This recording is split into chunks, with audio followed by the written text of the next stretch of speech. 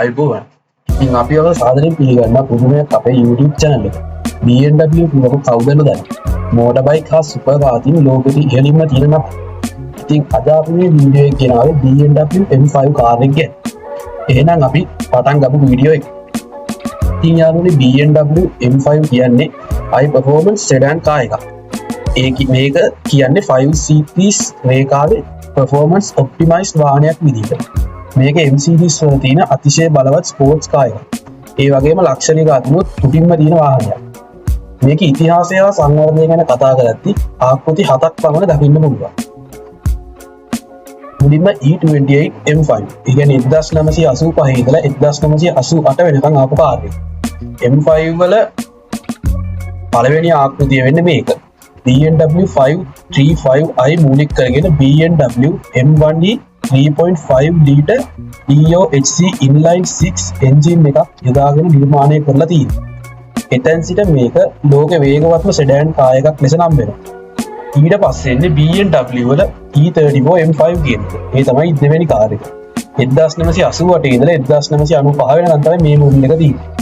මේක 3.6 litre සහ පසුව 3.8 litre inline 6 engine ඉන් සමන්විත 6 speed gear පද්ධතියකින් සමන්විත වෙන කාර් එකක්. ඒ වගේම මේකේ third generation එක ගැන කතා කරද්දී E39 M5 කියන කාර් එක තමයි දකින්න ලැබෙන්නේ. ඒක 1998 ඉඳලා 2003 වෙනකන් තමයි එන්නේ. M5 කාර් වලදී මුලින්ම V8 engine එකක් භාවිත කරලා තියෙන්නේ මෙන්න මේකයි. 4.9 litre V8 engine එකක් හා 6 speed manual gearbox එකක් තමයි පාවිච්චි කරලා තියෙන්නේ. E60 M5 ගැන කතා කරද්දී ඒක තමයි 4 වෙනි ජෙනරේෂන් එකේ කාර් එක. 2005 ඉඳලා 2010 වෙනකන් තමයි මේ කාර් එක දකින්න ලැබෙන්නේ. පළමු වතාවට ෆෝමියුලා 1 තාක්ෂණයක් භාවිත කළේ මේ මොඩල් එකට. ඉතින් මේක 5 litre V10 engine එකකින් හා 7 speed 5 mg automated manual transmission එකකින් සමන්විත වෙනවා. ඊට පස්සේ අපිට මේකේ 5th generation එකේදී දකින්න පුළුවන් F10 M5 කියන කාර් එක. ඒ කියන්නේ 2011 ඉඳලා 2016 වෙනකන් ඉන්නේ.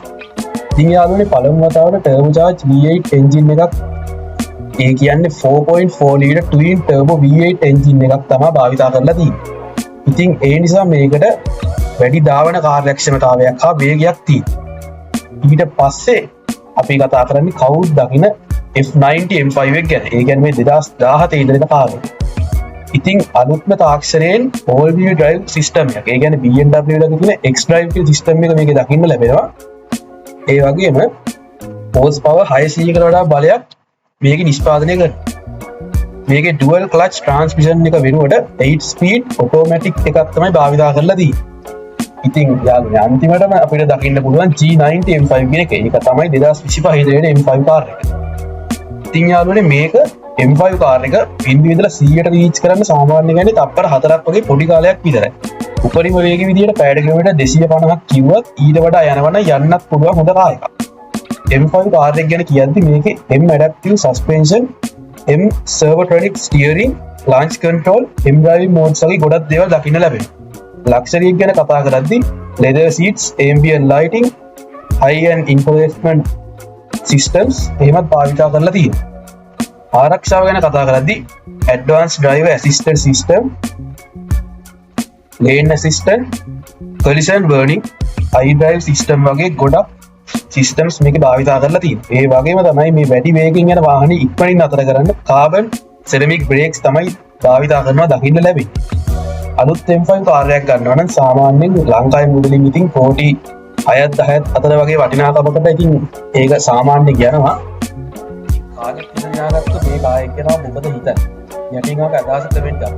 ඒ වගේම මේ වගේම ගේන්න ඕනේ වෙන වාහනයක් තියෙනවා නම් ඒවත් යටින් කමෙන්ට් කරන්න අමතක කරන්න එපා. මේ වීඩියෝ හොඳයි නම් ලයික් එකක් දාන්න, ෂෙයා කරන්න අමතක කරන්නත් එපා. ඉතින් මේ වගේම අලුත් වීඩියෝ එකකින් තවත් දවසක හම්බෙමු. අදට ගිහිල්ලා එන්න. ඔයගොල්ලෝ ඔක්කොම සුබ දවසක්.